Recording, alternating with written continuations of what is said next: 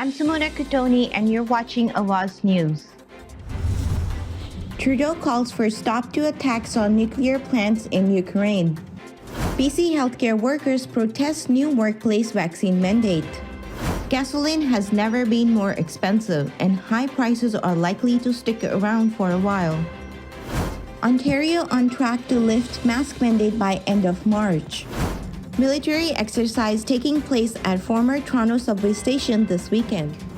Justin Trudeau says he's heading to Europe for talks about Ukraine invasion. Canada must do more to control plastic waste exports. Pistons hang to the beat Raptors as KC beat former team for the sixth straight time.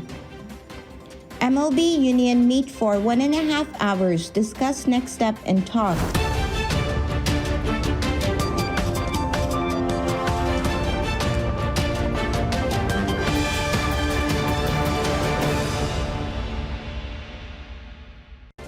Prime Minister Justin Trudeau is condemning attacks on a major nuclear power plant in Ukraine. Trudeau said late Thursday that he had spoken with Ukrainian President Volodymyr Zelensky about the horrific attacks at the nuclear power plant. Canada has also pledged $1 million for the purchase of high-resolution modern satellite imagery. The government has encouraged refugees to continue to apply to come to Canada through traditional immigration streams and says that their requests will be expedited too. Last Friday, a group of healthcare workers wondering the answer to that question rallied on the corner of Robson and Burrard in Vancouver, BC.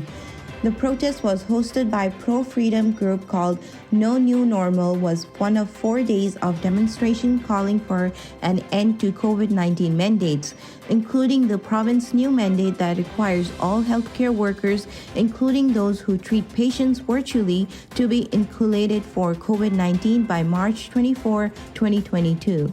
While viruses don't stop and start at provincial borders, Dr. Henry says her decision on how to restrict liberties are based on the circumstances of our pandemic here in BC. This week, with the prices under $1.50 per liter becoming harder to find even in oil-rich Alberta.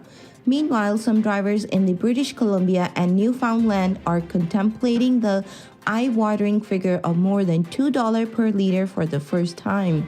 Russia's shocking move to invade neighboring Ukraine has thrown market around the world into chaos, perhaps none more than the energy market, since the country is one of the largest producers of oil and gas in the world. Route planning, walking more, and taking public transit options may give drivers some relief in the short term, but ultimately experts expect high prices to stick around, likely into the busy summer driving season. Ontario's top health official says the province remains on track to lift its mask mandate by the end of the month. Chief Medical Officer of Health, Dr. Karen Moore, made the comment during a briefing on Thursday afternoon. Moore said that the province is beginning to see an uptick in virus spread as observed through wastewater surveillance data, but he noted that the rise isn't entirely unexpected given the lifting of many public health restrictions. All of those large venues can now be at full capacity. We'll be monitoring the data in the coming weeks. I do agree with the Premier and the Minister that because the trends look so good that we can anticipate, if the trends continue, removing mandatory masking by the end of March. For those that are at high risk for this virus, I would suggest you continue to wear them, and that as a society we remain considerate, kind, respectful to those that decide to continue to wear them.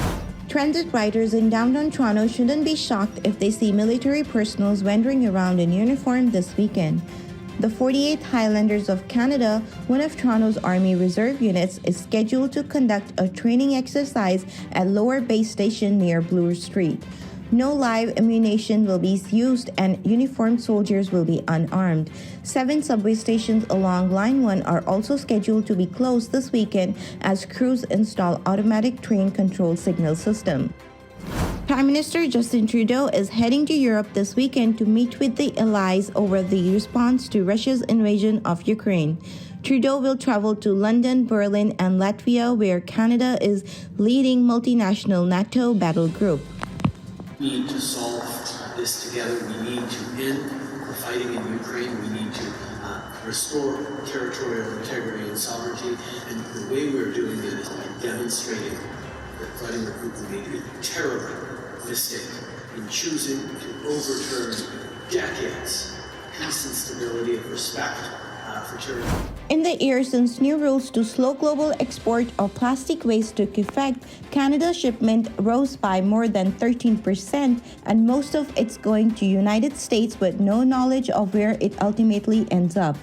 Environment Minister Stephen Guilbeault said that kind of approach to exporting plastic waste has to stop. The plastic amendments to the Basel Convention were intended to start cutting back on total export of plastic waste. But in the 12 months after the amendments kicked in, affecting most of the waste shipment to Basel signatories, Canada's shipment of plastic waste rose by 13% to 170 million kilograms, roughly the weight of 17 billion half-liter plastic bottles. Sadiq Bey made a driving layup with 14.2 seconds left to put the Detroit Pistons up 3 points as they hung on to beat the Toronto Raptors 108-106 on Thursday at Scotiabank Arena. Deputy Commissioner Dan Hallam and Chief Union Negotiator Bruce Meyer met for 1.5 hours Thursday and discussed the major issues in the stalled talks to reach a deal that would end Major League Baseball's lockout. The Players Association Executive Board held a conference later Thursday. There was no known decision on the timing of the next negotiating session. Thank you for watching Awaz News. Stay tuned for more updates.